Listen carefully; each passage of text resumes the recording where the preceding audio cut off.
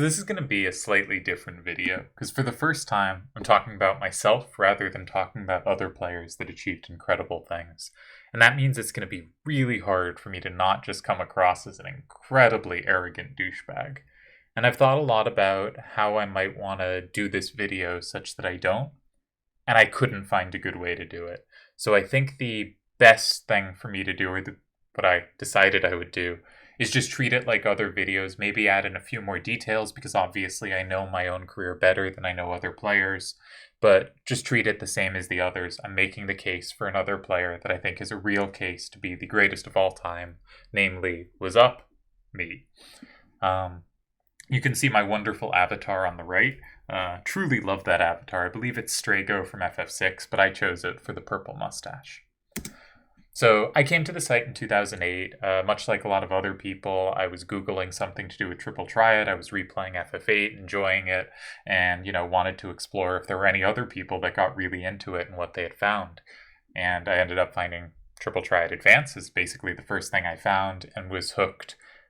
Completely hooked, possibly more obsessed than I've ever kind of been with anything else from 2008 to 2010. And I'm a chess master. I have other games I love and have gotten very good at. But Triple Triad from 2008 to 10 was terrible for my chess development, but a really wonderful experience, and still nice in 11 and 12, and then I disappeared.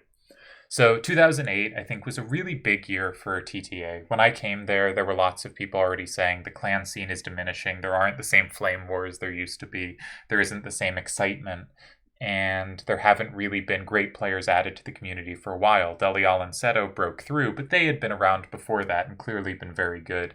And, they'd been fantastic in 07, 08, but they were known to be great players before then.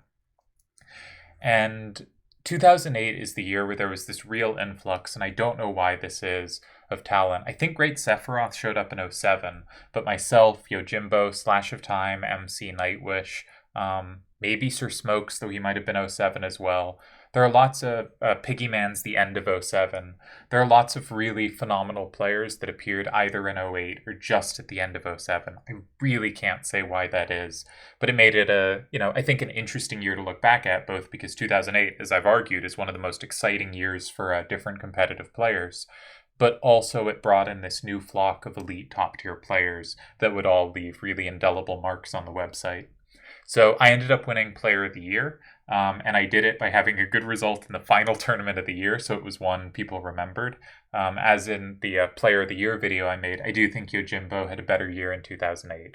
I do not think I was the best performing new player. The new player doesn't have to just be, tournament results, and maybe I impressed outside of tournaments. But I got a semifinal finish in Irvine at the end of the year, losing to the site champion Serenity, who lost in the finals to Delial. And that was my first breakthrough result. Till then, I don't know if I'd won a tournament round before that tournament. I should probably check that before starting this video. But yeah, 2008 was a really delightful year for me. Completely fell in love with the site. I've talked about this in the past, but I remember just going on the forums and scrolling through the different clan posts and seeing each clan talk about what they were doing. And it all seemed so incredible, and I wanted to join them all, and I basically did end up joining them all, but and was roundly mocked for it. But it seemed so exciting and just was this wonderful place to find. And 2008 was this delightful year. And I was so excited about my run to a semifinals at the end of the year and then to get recognition for it. And then 2009 was my greatest year. So I won 21 tournament matches in 2009, which tied for the most ever with Slash of Time, who also won 21 that same year. I won 3 tournaments that year, Triad Wars 7, the 7th Site Championship, and Selfie, which was the first time anyone ever won 3 tournaments a year and was only done once, 4 years later, by Yojimbo. I also made a semifinals in Sid, which puts it over the top, I think is the greatest year anyone's ever had. I also became the first, Delial and also Yojimbo later achieved it, to win both Triad Wars, all of Triad Wars, the site championship, and a special edition tournament. And I was the only player to ever hold all 3 titles at the same time. This got me my first Player of the Year title, and by the end of the year, I was also number 1 in my Elo Ratings, which are ratings that every tournament game you play, your rating goes up or down. You beat a better player, you get more credit. You beat a weaker player, you get less credit for it. So it adjusts for strength of opposition, and I think is a really good measure of overall maybe not strength, but kind of performance. And also reached the highest rating in the site's history at that point, though Seto, the next tournament which he won, regained both those titles, both the number one and the highest rating in the site's history, but that hadn't happened yet, because we're still in 2009. My Player of the Year video ranks my 2009 as the greatest year of all time. I think it would be hard to argue for another year, but Slash had an excellent 2009, Delial has an excellent 2008, Seto has an excellent 2007, and Yojimbo has an amazing 2013. I think overall, though, this is probably the best year on record. So 2010, I think I was actually playing my best at this point. I think I still had a lot of the activity and regular playing that is required to stay a really strong player that I had in 2009, though, 2009 was really the peak of me just playing every chance I had the opportunity. But 2010, I still had that, but I had learned some things. There were formations I wasn't as familiar with, ideas I had. I wrote an article in 2010 after beating Great Sephiroth, basically about the strategy I'd used to beat him, though I didn't talk about it explicitly. But the idea of meeting a side starter with an adjacent side starter, which I think very few players employed with frequency, but had some real value, kind of similar to various reasons you might go for an L setup or why you might capture a corner starter, though those sound very different. But I really figured out some offbeat formations that I thought were very effective and got me some really big wins. And so I think 2010 was the year where I kind of combined highest knowledge of the game with the most kind of proficiency and skill at it. However, I didn't win a single tournament. I lost to MC multiple times, and I fell to someone else in Squall, which we'll get to in a bit. So yeah, I think 2010 I was probably playing at my highest level, but my tournament results didn't quite come. I think I played really well. I increased my peak rating by, a bunch. I reclaimed the number one spot quite early on and held it for a long time. But it was kind of a strange year because I think I was playing really well, and then I kept hitting these few opponents, specifically MC, that really gave me trouble. So then 2011 and 12 were my final 2 years on the site. I was much less active those years. In 2011, I basically only played one tournament. I did win the tournament. There was a second tournament I signed up for, but I ended up getting activity wind out by a player that had disappeared from the site while I was still, always in chat. Still bitter. But I won the only tournament I actually played, and I defended the site championship title. So 2011, I had a very good 2011. I ended up winning Player of the Year, which, as I've said before, I don't really think I deserved. I think that also should have gone to Yojimbo, but of course was delighted to win it. And if you win every game you play, maybe you do deserve some credit. And then in 2012, I had a finals run, but then was destroyed by Yojimbo in the finals, and then lost basically as soon as I faced really good opponents in any tournament. And my final match, I lost in the quarterfinals of Nanaki to Nightwish. And I think, again, I'm just going to take an aside to talk about random thoughts that aren't very important. It's really interesting to see what happens when you don't play. Because I was still a really good calculator. I really remember the game against Nightwish well, because it was basically the last time I played a serious game. And I knew I could calculate, right? If you said, look at this move and this response and just calculate to the end of the game, I would do a fantastic job. I could do it from very early. But if my intuition didn't click in, I wouldn't have that start of what moves to look at. And I remember just staring at this position after 3 moves. And if you had told me, try this move, then try that move, I would have tried them and my brain would have worked and I would have found ties, because there were multiple ties I found after when looking at it without that much trouble in finding them. But it was a tricky position. There was no obvious move, and my intuition shut down, and I wasn't playing much, and there was no move that jumped out, and I kept looking, hoping for a move that appealed, and then I would calculate it, and I basically just ran out of time and had to play a move I didn't think was good, and Nightwish, of course, put me in a difficult position and was a phenomenal player at punishing and won quite easily against me. But it was very interesting what disappears when you stop playing so actively. And it's part of the reason, I think, and I'll get to this, but I think players like Delial and Seto and Yojimbo have really impressive cases for greatest of all time. Because even though I think I have a very good case, I didn't play as long. And it's just really hard to maintain your level over the amounts of time they did. And for me, I stopped wanting to play as often, and when that happened, I was still really good. I still made a finals run in my final year and beat some good players. but I wasn't the same. And I really respect players that manage to maintain that kind of intuition longer, where I had to rely entirely on kind of good fundamentals and being a really top tier calculator, but my feel for positions was gone. So now I'd like to go through my tournaments that I won. I've done this for each player I've talked about. Triad Wars 7 was the first tournament I won. I got an activity win over Ant1 in the first round. It's funny how many tournament victories start with like an activity win, where if that goes differently, maybe your whole career ends up different. Then I beat Amo in the second round, Zoom in the third, before starting to really hit the big boys. Great Sephiroth in round 4. Then Kona in the quarterfinals, Serenity in the semifinals, and Nightwish in the finals. So I think overall this ended up being a very strong run, beating a lot of super top tier opponents. And immediately, I knew I could compete with basically anyone on the site.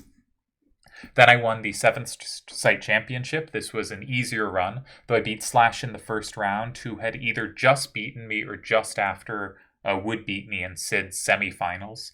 But I beat Slash, so that was a big win because, Slash and I had just phenomenal years in 2009. Then I got an activity win against Homer.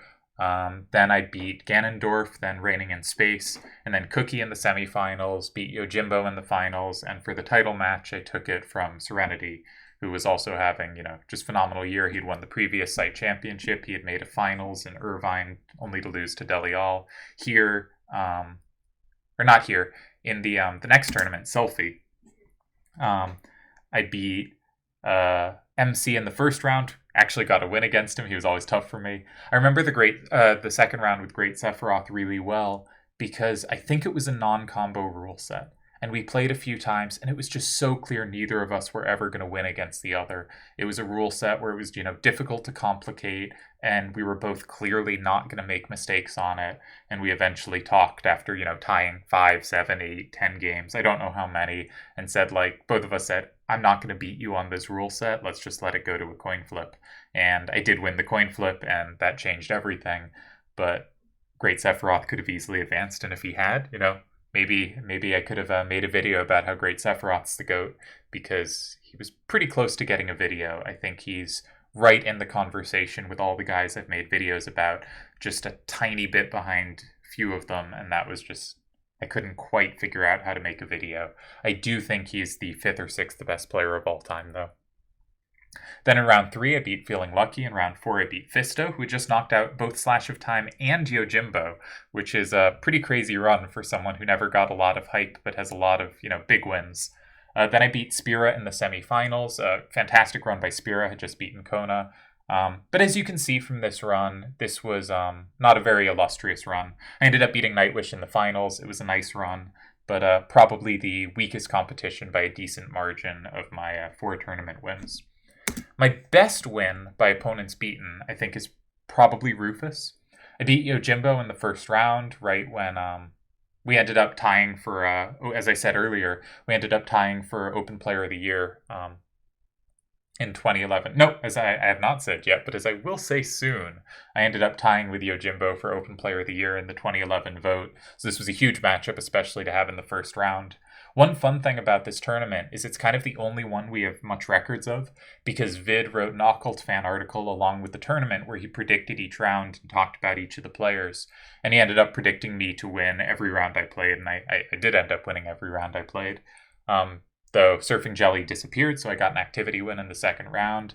Then I beat Vid himself in the third round. Vid shortly after won his first tournament, and then shortly after that won his second. Was definitely starting to rise as one of the top players on the site. And in my Player of the Year stuff, I give he comes second for me in the Player of the Year vote twice. Player of the Year score just around this time. In the quarterfinals, I faced the Patriot, and it was kind of interesting to read Vid's write-up, because he described it as this was just not a very competitive match. All the other quarterfinals were more interesting, Wazup's top tier and Patriot isn't there. But actually, this was, I think, my toughest match of the tournament. I thought he played really good, sound, solid triple triad, and I think it took 5 or 6 games, and eventually he messed up a calculation.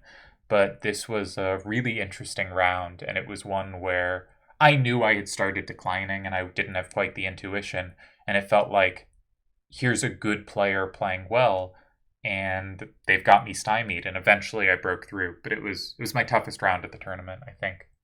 Okay, probably it was Yojimbo in round one. I know from the vid recap that took 3 games for me to win, and I'm sure they were very tough games. But I remember the Patriot ones really well. I just was really surprised by how well he played. Then in the semifinals, I beat Piggy Man. I don't have memories of that. And I beat MC in the finals, which is the only tournament game we have records of, because Vid wrote down what happened in that game. And we're actually going to look at it shortly, because I love analyzing games, and it's a game we actually have records of from a tournament finals. So it's kind of cool to have that record, and I so desperately wish we had others. It would be wonderful to look at, all the past tournament finals and where the great moves were played and where mistakes were made. And I really wish we had more records. I'm glad, for selfish reasons, that the only record we have is a tournament final that I won. But I would love to have others. And I think Squall is kind of an emblematic tournament. As we're going to get to in a bit, I faced a lot of tournament winners over my time. And Squall was really the run that could have peaked my career, could have been the moment. This was in 2010, the year where I never quite made it over the hurdle. But I beat Kona in the first round, Seto in the second, my only time I played Seto, Lawless in the third, but then Yojimbo in the fourth, Smokes in the fifth, and lost to Kamikaze in the finals. Excuse me. I think this is pretty clearly the best run anyone had in a tournament that they did not win the tournament. And I think this would be the greatest tournament run of all time if I had brought it home. But tragically for me, and delightfully for Kamikaze, I did not. I actually lost the finals really badly. It was a really poor game. I think it was an early sign of when my intuition didn't click in, I was going to have problems. Because I remember just seeing my hand doesn't line up, and I just wasn't seeing moves and wasn't kind of finding things to calculate. And collapsed, I think, in quite easy fashion. I'm sure he played fantastically, and his hand was nicely built, but it was one of those games where you really regret it, because he didn't even put up a fight. So I think my strengths as a player, I think I'm one of the great calculators. I think if I'm not the best calculator ever, I was very close. And I had really good fundamentals. I came over to open from playing a ton of closed no combo, which I talk about a lot in videos, but I think is a really great way to just get an understanding of securing cards, not letting the opponent secure, which squares you want to look at first. And that made it a lot easier for me to develop a really good intuition in 09 and 10 later.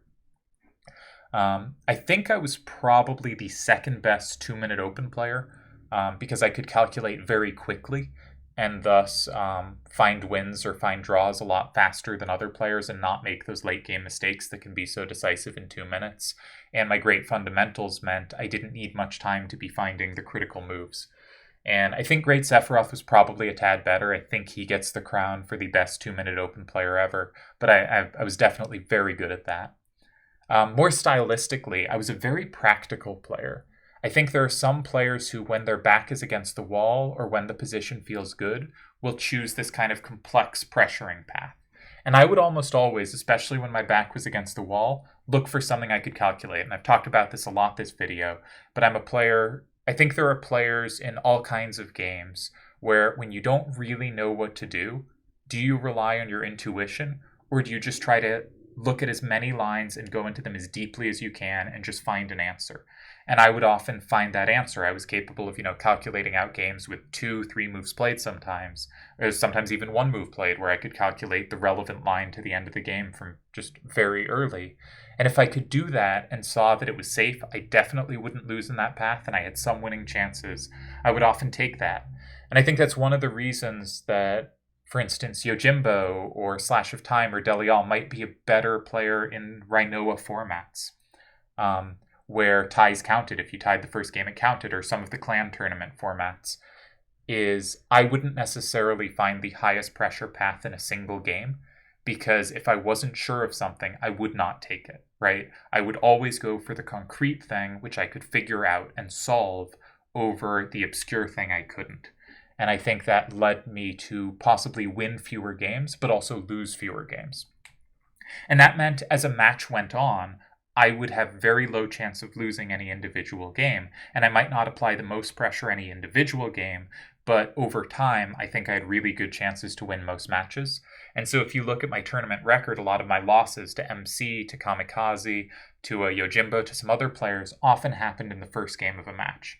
And I think when matches extended, I became quite close to unbeatable, that I basically won every match I played if it went longer than 3 games. There might be an exception. I don't remember it. My loss to Dream Virus in an early tournament was in 1 game.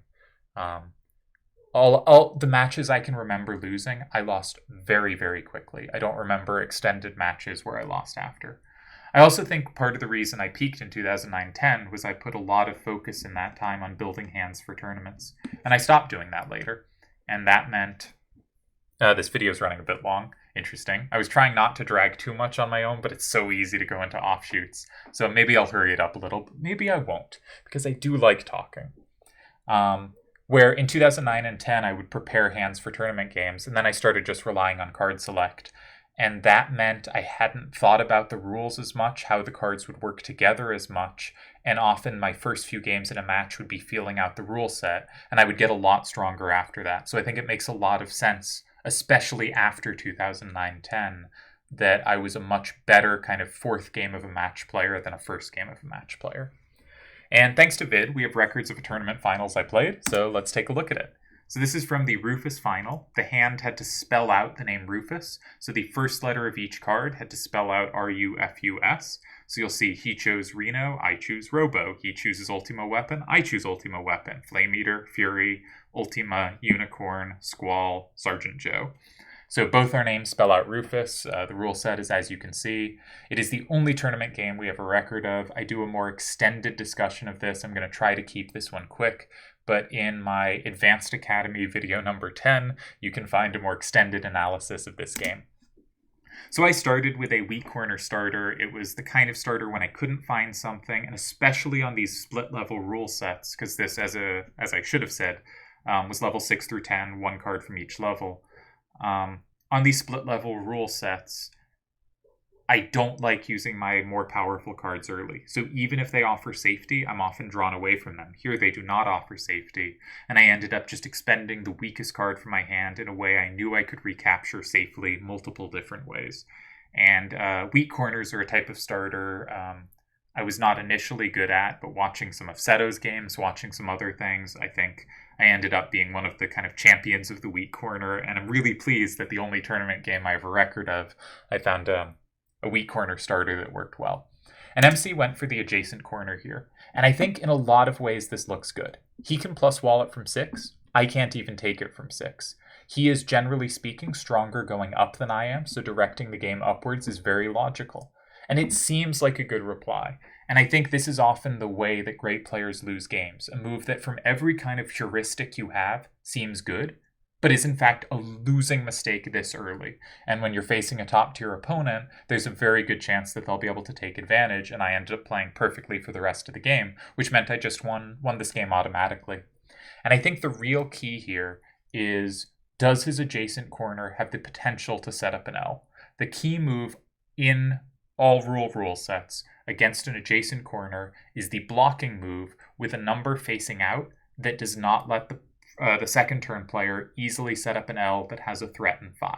If the second turn player does not have a good threat in 5, then first turn is often in really good shape. If they do have a threat in 5, then first turn is often in a lot of trouble. And again, I think my Advanced Academy videos discuss this really well. I've been trying to make strategy videos. It's really fun for me. So the critical line's clear. I go in 2, they set up an L, MC sets up an L in 4 or 6, and if that L has a threat in 5, he is in a pretty good position. If it doesn't, I'm going to be in a fantastic position. And by using my card with the highest downward facing value, this position ends up being really tough for him.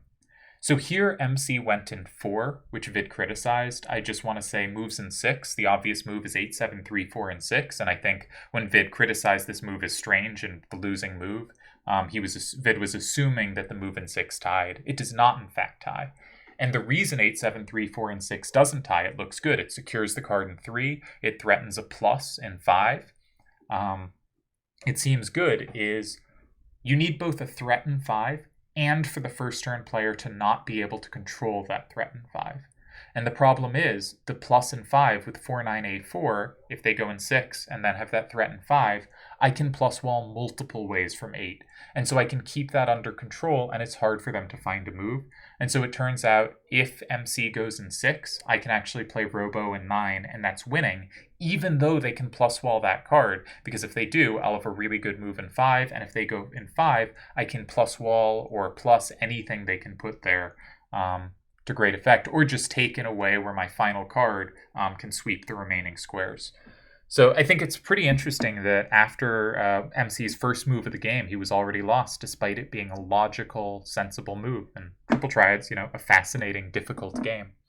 So I think MC saw that 6 didn't work, which is very advanced to see. I'm not trying to criticize MC's play. I'm saying this is how great players lose, and MC was undoubtedly a top-tier, fantastic player.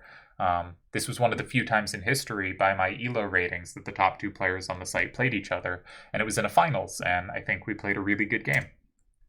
So MC went in 4 instead, and as I said, Vid criticized this move, but the question is, do I control 5 or not? Does he have a threat in 5 or does he not? And the answer is, he does have a threat in 5. Squall in 5, has the double capture on 2 and 4. So can I play any move that controls 5? Can I set up so that he doesn't have the ability to play Squall in 5? And the answer is, there is one move I can indirectly control 5, and that's enough to win the game. And the move is Unicorn in 7. It's the only winning move.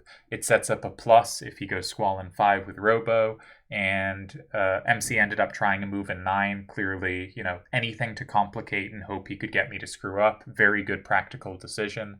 And the game ended shortly after, and you can see the moves. But I think I played a really good game. I really am pleased with the game. I defended the weak corner starter. It really showed how difficult the L is to handle well, because not only do you have to play this good corner that you can retake, but you also have to set up 5, and you have to make sure they can't counter your setup of 5. And here, I could stop them from having a good move in 5, and once MC didn't, the position was hopeless. So, really pleased with this game. Think it's, the kind of high-level game that deserves to be in a final. Vid did not think so in his article, but I disagree. I think this was a really excellent game, and I'm glad to be able to show it. And I think it also shows that I had really high kind of formational understanding in 2011 of how to play against an L, what an L needs to work, and how to set up such that it doesn't. All right, so problems with my case. I've talked about this for each player. There are problems with every player's case. And with mine, I'm going to go in a little more detail just because I know more. So I didn't play that long. I was a medium-term player. I played 17, 18-ish tournaments. Yojimbo played 36, like exactly twice as many. Delial played almost 50. Seto played around 30. All the kind of great comparison cases are much higher numbers. Players like Great Sephiroth, MC, and Nightwish played, 21 to 25 range. Slash played 30 plus. Kana played 40 plus. Kamikaze played 40 plus. A lot of the comparison players played a lot longer than I did. And that meant I wasn't tested over as many years or against as many different eras of opposition. So if you think I happened to show up in a weak era, then of course my results are going to be inflated. And I also, as I've said before, it's so hard to stay good, right? And I stopped. I stopped when I didn't think I could play at the level I wanted to play at, when I thought it's pretty clear I've been in decline for a couple years. I'm still good, but I'm not the player I want to be, and I don't want to put in the work to get there. And it's so hard to stay at that super high level that someone like Delial, sometimes he got worse, but then he kept getting better again. And that would have taken more work than I was willing to put in. And I just think the players that did that, or the players that just maintained elite performance like Yojimbo, deserve a ton of credit for that. And I did not do that. I played 18, I did not play 30. I also didn't do much outside of single player tournaments. Didn't have much Rhinoa success. I was not a top closed player. I have no pretense of being a top closed player. I think I was a very good closed no combo player, but that's not what people mean by closed. I never was tested by doing much trade. I did okay in the little I did, but it's not much. I was never on a great clan team. I didn't win any clan wars, any clan leagues. I also don't think I was recognized as, the greatest ever during my time there, and other players very much were during theirs. I did win 2 Undisputed Players of the Year, which is more than anyone. Delial also won 2, but one of them was a split award. But I only won 1 Open Player of the Year in 2011, and I tied for it with Yojimbo, who won other Open Player of the Year awards over me. So I was definitely thought of as one of the best players, but not the very top. And if you trust people's opinions, then I pretty clearly don't have a very good case to be the greatest of all time, because clearly the players around me did not think I was that. I also, as I said, I have a narrow case. So I wasn't a great closed player. My TTAC record, my site championship record, is the highest win rate ever. And that includes closed. But that was mostly because I'd win an open, lose in closed, and then win another open game. And I did well enough in closed, but it was not really based on the closed results. You know, my wins against the other really good players in the site championships, Great Sephiroth, Yojimbo, etc., Scythe, were open. They weren't closed. I rarely competed in closed trade. I have no claim to be a top tier closed player. Delial won a closed tournament. Seto was often recognized and voted for as one of the best closed players. I think Yojimbo was a great closed player. I think these are all better closed players than I am. I also had poor showings when I wasn't just competing for myself. I have won Rhinoa semifinals and otherwise early exits. I don't know if anyone remembers, but there was that joke icon of SE Rhinoa loser with Squall dropping Rhinoa as they dance as the little video that showed. And I wore that as my signature proudly. I didn't play much of Clan Wars or Clan League, and when I did, I don't think I did great. The only records I have, I did pretty well. I went 2 wins, 3 draws, and no losses in open, and 3 wins and a loss in closed. All my open games were against tournament winners. 2 of the ties were versus Yojimbo. The wins were versus MC and Broccoli. You know, this is a really good result. If you awarded, like, who were the best players of Clan League that year, I'd have been, you know, second or third. I think Seto had the best that year. But I was definitely up there. But I think this is one of my better Clan Leagues or Clan Wars. I clearly kind of didn't bring it in near the same way when playing for someone else. And I think that's a real detriment to my case. I think a lot of these other players, you know, Yojimbo, his teams kept winning Clan Wars. I think other players have these things that help their case, and my case is very narrow. How long have we gone? Ooh, we're at 32 minutes. I was really trying not to this wouldn't be too long. I'm so sorry. I'll try to speed it up a bit. And my short-term run overlapped with lots of other greats, so it's not an uncontested run. I played a higher percentage of my tourney games versus winners than anyone else by, like, a lot. So I think the case that my short-term run meant I didn't play strong opponents is weak. I think, as we'll see in a bit, I had a really tough run, probably the toughest anyone's ever had, but it's still a short run, and if you don't play past your prime, you know, I declined a bit, but if I continued to play, I might have gotten a lot worse, and that would have really hurt my win rates and stuff like that. And by cutting off my career, probably some of my numbers look a little better than they would if we had lengthened it. Though, of course, it means I got fewer icons, etc. But I think the big problem comes down to other people did more. Yojimbo, Delial, Seto won more tournament matches, and some other players, Kona, Kamikaze. I won fewer tournaments than Yojimbo and Delial, tied with Seto. If you look at tournaments won, finals, matches won, semifinals, quarterfinals, Yojimbo did more of all of them than I did. And so I think the big thing is I played about half the number of tournaments or less than the other greats. And if I achieved half as much, then they're better than I am. Then they did more than I did, right? I think it is much harder to do something twice as long than it is to do something, you know, half as long, right? And so I think it has to be the case that my numbers in my shorter span look clearly better than half the achievements of these other players. And if they look like, yep, Yojimbo did twice as much and twice as long, then Yojimbo is clearly a greater player than I am, and my case doesn't exist. So to try to make my case, I'm going to say, I think I achieved clearly enough in my shorter time that it stands up to and is in fact better than anyone else's performance.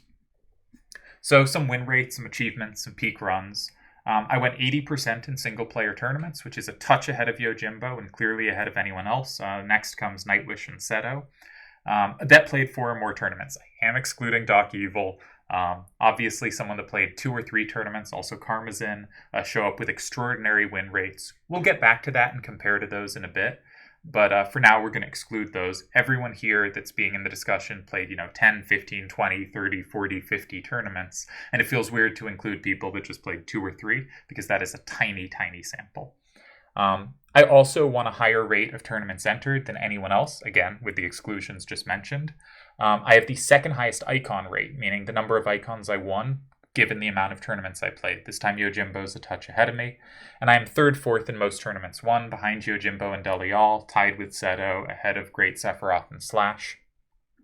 By win percentage adjusted for opposition, I have the strongest 9 tournament run anyone's ever had, the second best 5 and 7 tournament runs, though Yojimbo is pretty clearly ahead of me there, sorry about the typo on his name, and the second best 3 tournament run ever, just narrowly behind Doc Evil's, and the 6th best 3 tournament run ever. So very much up there, but is this really quite showing I'm ahead? Some more win percentages. I have the highest win percentage in the site championship. I have the highest win percentage in Triad Wars. And I have the 4th highest win percentage in special edition tournaments. And if we exclude Doc Evil and Karmazin, I move up to 2nd, only behind Great Sephiroth. So, very high win percentages across the board. But I do not think these on their own are enough to really make my case. They're enough to say I'm close. But if I'm close and other people did it twice as long, I think I'd clearly not quite be in the conversation. And so how do you show someone's the best ever? Can't just say, I did all these awesome things, look at me, look how great I am. I have to also say, here's what I did that really is incomparable to what other players did. Here's what I did above and beyond. And so I think the first way to say it is just speed of achievement. I was the 3rd fastest to win 2 championships and the fastest to win 3 and 4, meaning I took the fewest number of tournaments played before I had won 3 tournaments and 4 tournaments. And not even including speed, just chronologically, I was the first player to ever have 4 tournaments won, despite joining much later than most greats and at the same time as a bunch of the other greats. So just if you line up my tournaments with other people's, I'm just doing stuff at significantly faster rates, I think. The 3rd fastest to reach 4 finals and the fastest to reach 6, and that's how many I reached. The tied 2nd, 3rd fastest to 2 semis, but the fastest to 4, 6, and 8 semifinals. The tied fastest to 6 icons and the fastest to 9 icons. So basically for everything I did, I was doing it as fast or significantly faster than anyone else achieved it. Wow, I'm so braggadocious here. Really obnoxious. I'm sorry if this video is just unlistenable bragging. I'm trying to do it like I did the other videos. Anyhow, okay, Elo ratings. By Elo, I claimed the number 1 spot as mentioned earlier for the first time at the end of 2009, lose it because Seto wins the next tournament, but then regain it in early mid-2010 and hold on to it through mid-2012. I end up having the 2nd highest peak rating of all time at 2480 something. Yojimbo ends up just breaking 2500, so he beats me out by around 20 points. I also held the peak rating record longer in number of tournaments that passed before someone broke my record than anyone else did. So my 2480 stood longer than any other record ever did. I have the 2nd highest final rating. If we took everyone's ratings at the end of the site, I'd be a bit behind Yojimbo. And I broke the previous rating record when I set mine at 2480 by the 3rd biggest margin ever, and my rating was broken by the smallest margin ever. So, it's one of the great rating records. More impressively, if you just take everyone's average rating over their time span, I'm just way ahead of the field. I averaged a rating 50 points higher than anyone else. Just a lot larger. And despite playing around half the tournaments Seto did, I'm 2nd to him in time spent it, ranked number 1 on the site. And I also have the 2nd most time ranked top 2 or top 3, again, despite playing just much less than everyone else did. I don't actually include this in this video, but half the time I was on the site by Elo, I was the strongest player on it, which is just miles ahead of anyone else. Next highest is Seto and Yojimbo at around 33% each. And if you look at time at top 2 or time top 3, my rate of being there is so much higher than anyone else's. I think the only one where I'm not first is percentage of time spent top 10, where Kamikaze was top 10 on the site a ridiculous 90% of the time he was active, and I'm at 82%. So if we line up everyone's results, pretend we all started at the same time, you just list all your tournaments in a row. Still, the tournaments are in chronological order. You don't mess up the order which they happened. But you say, Doc Evil did his 3 tournaments, and they were the same time as I did my first 3 tournaments, and the same time as Yojimbo did his first 3. And we extend that out, the same time Deli did his first 10 is the same time everyone else did their first 10. Then I hold on to the number 1 slot longer than anyone else. So if we pretend everyone played at the same time so we can compare them directly, I am the longest term number 1. And while I'm active, which is only for, 17-ish tournaments, the only players to be ahead of me are Doc Evil, who's ahead for the first 3 tournaments. He is ahead his entire duration. All credit to Doc Evil. Cookie, 4 tournaments in, had a tremendous run and is ahead of me. Cookie's 2004 and 2006 are just phenomenal. And Dark Lord, a late entrant, has just a really excellent 6 tournaments, especially his last 3 or 4 of those 6.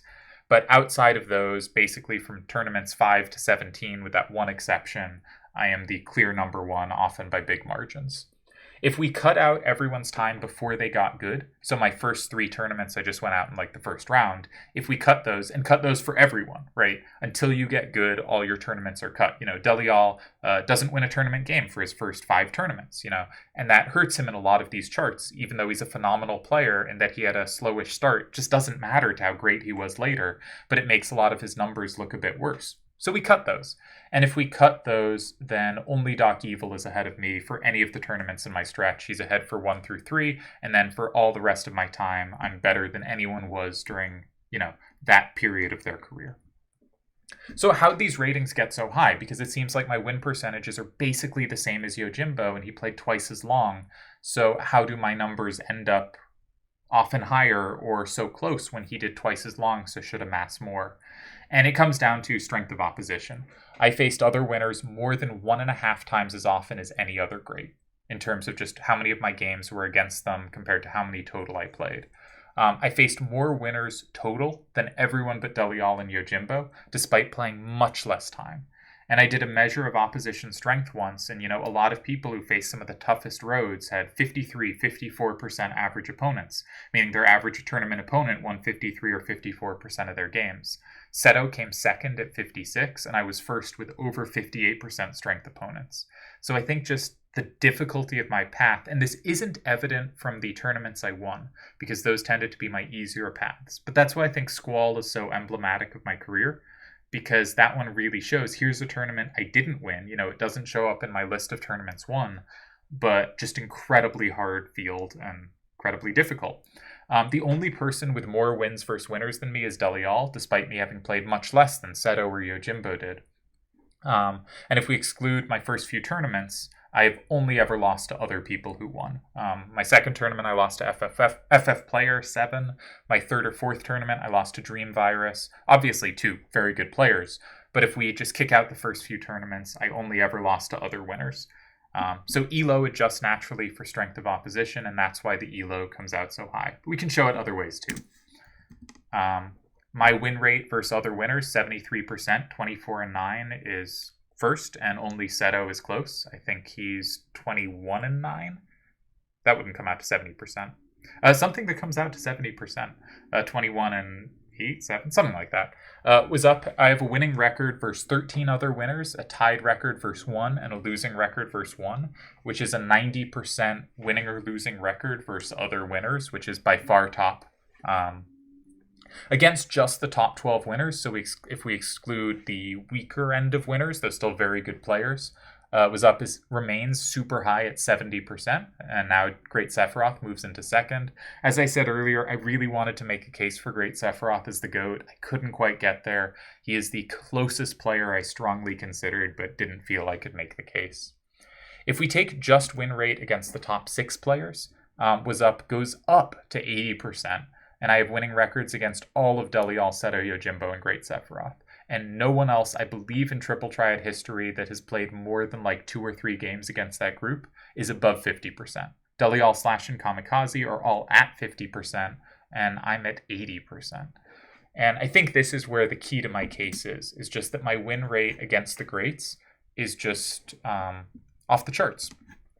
And if we ignore winners and divide players into strength by win percentage. So weaker opponents, meaning players that won 45% or fewer of their games.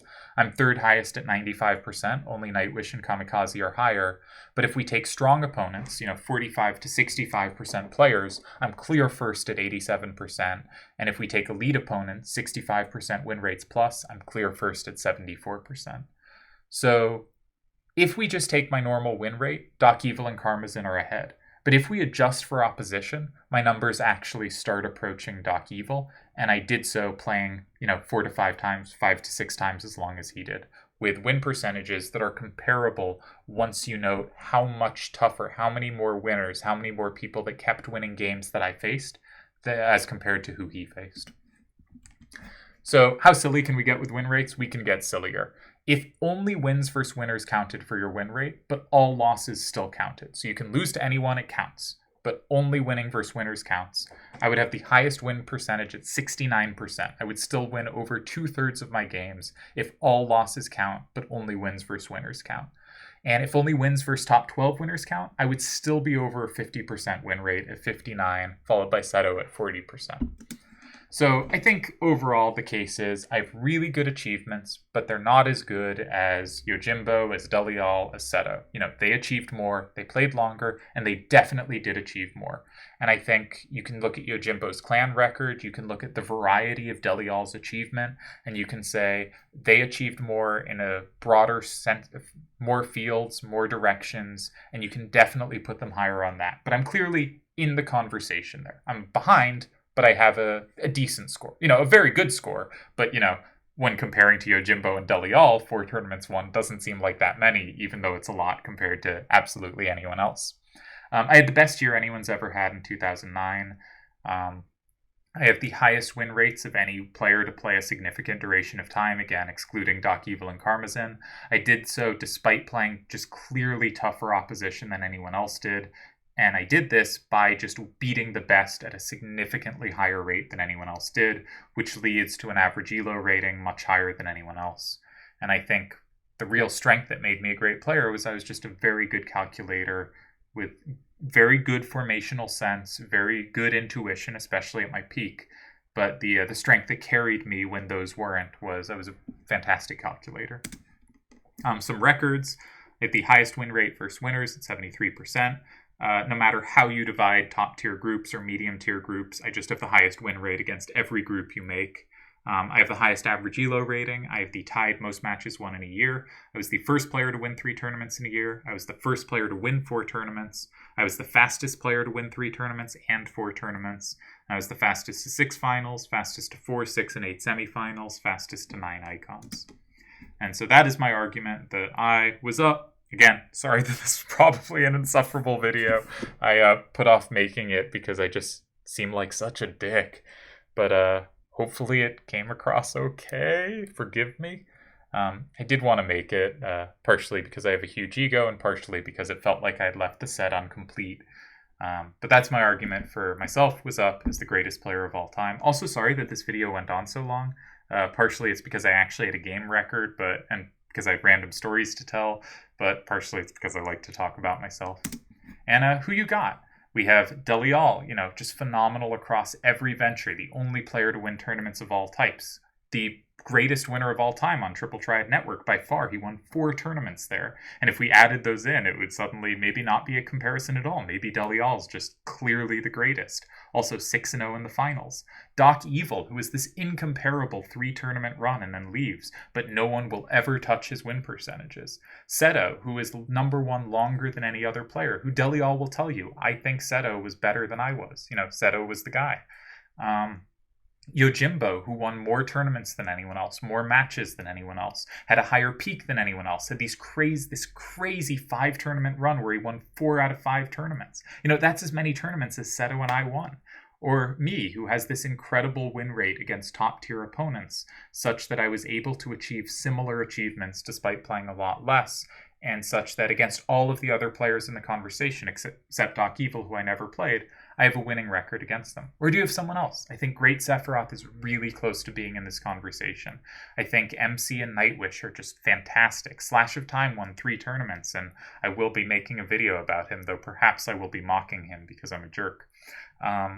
Karmazin, kind of similar case to Doc Evil, but maybe not quite as strong. Kona, Kamikaze, Sujiro, Turds, Vids, or Smokes, Meta. I pronounced it right that time, I think. I'm sure there are Kaus Debonair. There are so many big names and fantastic players. Nimloth is someone often brought up as just really phenomenal. And I recently went back and looked at the analysis in some early Nimloth articles, and he's just right. He just, says on move 2, like, this move looks like it ties. And he's right. The move does tie. You can explore it. It's a weird move. He's just right. So, who you got? There are lots of choices. I think these are clearly the main five. I think Great Sephiroth is the closest to being in there. But I think these are the five who really have a great case for it. I think anyone else is a bit of a stretch, but I think there are lots of other phenomenal players who deserve credit. And this finishes my series on the greatest players of all time. I'll try to do more about other players or find other ways to explore, but I think these are the five who are in that conversation. Hope you enjoyed the videos. Cheers.